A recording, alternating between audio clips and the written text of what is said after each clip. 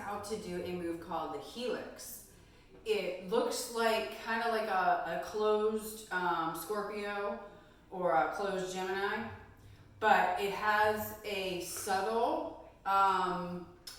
difference in that you have your hand on the pole, and it's the way that your hand is on the pole that I think is what makes this move different from, say, a baby cocoon, which is built off of a Gemini or Scorpio. So it's similar, there's theme and variation, but this is the move called helix. Okay, so the first thing you're gonna wanna do is get yourself into a comfortable outside leg hang.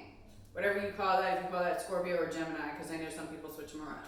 So bottom line, get yourself into a leg hang that is from your outside leg, which is the leg furthest from the pole.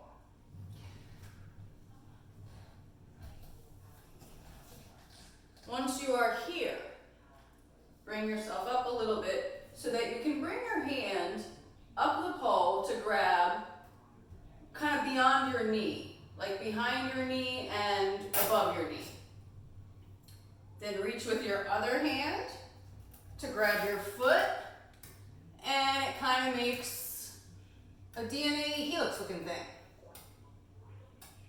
When you're done, hook it back into your leg hang and go on from there. Okay? On the other side, same thing, into the outside leg hang.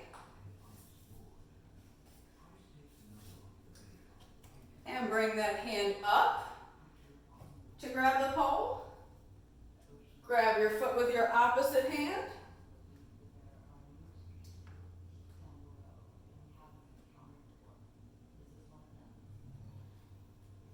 And pull as hard as you can, basically, while holding on. Take it back in the outside leg hang. Pole split.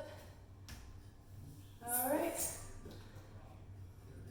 Safe and happy pulling.